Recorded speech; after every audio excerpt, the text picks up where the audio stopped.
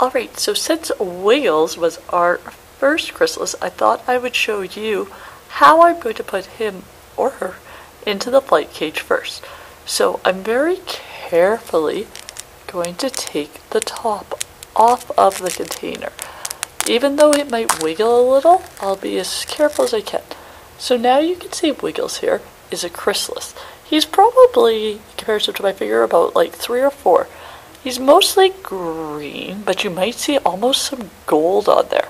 And there's also a few little kind of spikes on there. What I'm going to do is I'm going to take the lid, so it wasn't attached, so this is Wiggles.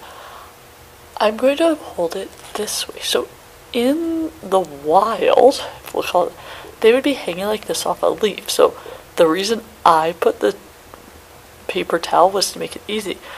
In the cage you might see, it's kind of hard, these are some strings and they're pretty close together, so that when I very carefully set it just like that, now you can see Wiggles is there. That way he can hang just like they would in nature. So I'm going to do some other ones and I'll show you when we're all done with this flight cage, and then we'll try the other flight cage too.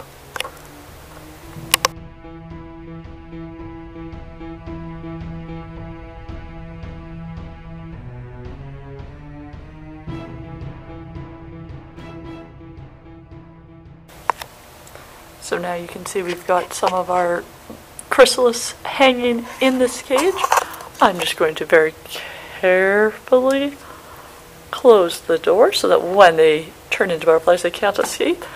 And the cool thing is we'll still be able to see them through the cage. Alright, so this flight cage is a little different. And I know it's really tall. I'll zoom out after. It's a cylinder. It's made of a lighter white mesh, so it might make it a little bit easier. So I'm going to grab, well, Pokey here, out of his, and I'll show you how we're going to do these ones. So just like before, I'm very carefully going to take, whoops, the chrysalis out of the container. Then because I have this paper towel, I'm just going to use a safety pin to go through. Now I'm going to reach into here and then try to get it so you'll be able to still see the chrysalis. So sometimes it doesn't happen the first try. So if I zoom in a little there, hopefully you'll be able to see our chrysalis. And just so we can kind of remember who's who, I'm also going to attach a name tag right there. So this is, oh, can you see? So this will be Pokey, first one in this type of flight cage. So we'll be able to watch them grow in here as well.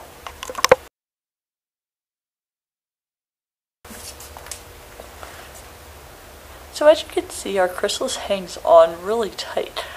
In the wild, they would have to be ready to survive wind, rain, whatever else might come their way. That doesn't mean I want to just drop them or anything. I still want to be careful. So when I'm putting them into our flight cage, I still don't want to move people around too much. So I'll try to be gentle with them. The good thing is, though, they are quite hardy. So even if I'm not doing the best job here of getting them all safe and sound, some of you might have already made a prediction about how long you think they will be in a chrysalis. If you haven't yet, you can still make your prediction. So I'll get the rest of our friends in here and show you when we're done.